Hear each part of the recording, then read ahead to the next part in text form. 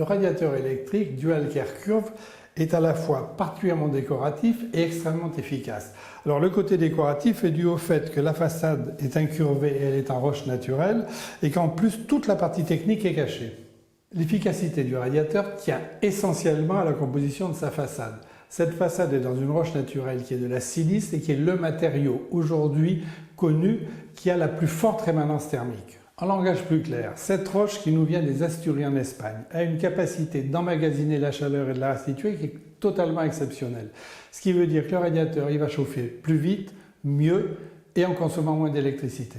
Ce radiateur a un triple mode de chauffage. Premier mode de chauffage, le chauffage par radiation, c'est-à-dire des rayons chauds partent du radiateur pour aller dans la pièce.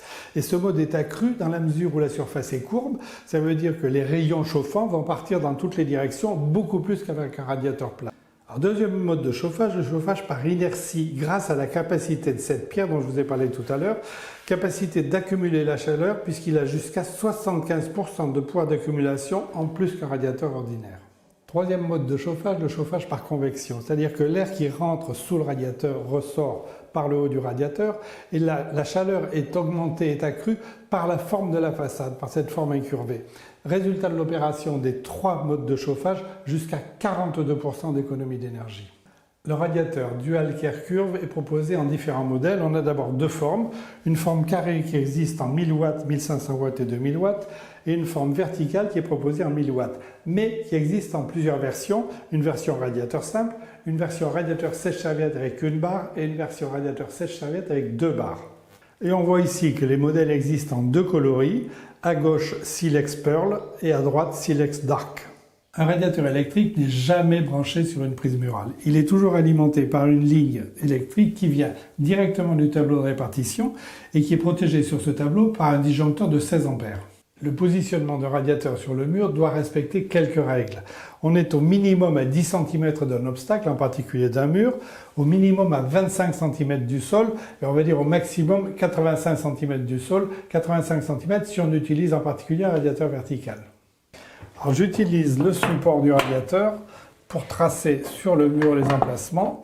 Alors, bien évidemment, il faut être parfaitement horizontal, donc tracer ici, tracer ici. Alors le radiateur est livré avec un kit de fixation pour la maçonnerie traditionnelle. Comme ici je suis dans du mur en plaque de plâtre, j'ai besoin d'une cheville particulière qui est la cheville spéciale pour plaque de plâtre. Je perce, j'expanse la cheville à plaque de plâtre derrière la plaque, voilà, avec la pince spéciale pour avoir une tenue maximale. Je visse ensuite le support. Et j'utilise le niveau pour être sûr d'avoir une fixation bien horizontale. Et je positionne le deuxième bras du support bien vertical pour tracer et mettre là aussi une cheville. Et je visse la dernière vis de fixation du support. J'accroche le radiateur sur son support. Voilà, et maintenant je vais le fixer en bas. Cette fixation inférieure assure que le radiateur est bien parallèle au mur. Le câble du radiateur est équipé de 3 fils. Un fil marron pour raccorder à la phase, un fil bleu pour raccorder au neutre et un fil noir qui est le fil pilote. Dans cette installation, n'ayant pas de fil pilote, je l'ai isolé par un petit domino. Et maintenant on raccorde donc le marron sur le rouge. Il faut d'abord dévisser le domino, voilà. Le bleu sur le bleu. Et je fixe ensuite le serre-câble. Donc le câble est maintenu pour ne pas risquer d'être tiré. Et pour terminer, je pose le cache de la sortie de fil. Voilà. Alors le radiateur est équipé d'un contrôleur digital à la norme Ecodesign. Son thermostat est à régulation thermique électronique avec programmation hebdomadaire et quotidienne. Et bien évidemment, il a différents modes. Là, je suis en mode fil pilote, ce qui n'est pas le cas pour le mien. Je suis en mode programmation automatique. Ensuite, j'ai le mode manuel qui va me permettre de régler la température que j'ai décidé de choisir. Et j'ai évidemment aussi un mode éco. Alors l'appareil est aussi doté d'un mode hors gel bien évidemment, et en plus il a la détection fenêtre ouverte. C'est-à-dire si la température chute violemment, l'appareil s'arrête et il ne redémarrera que quand on fermera la fenêtre. Le radiateur offre 3 possibilités de mettre une barre sèche-serviette.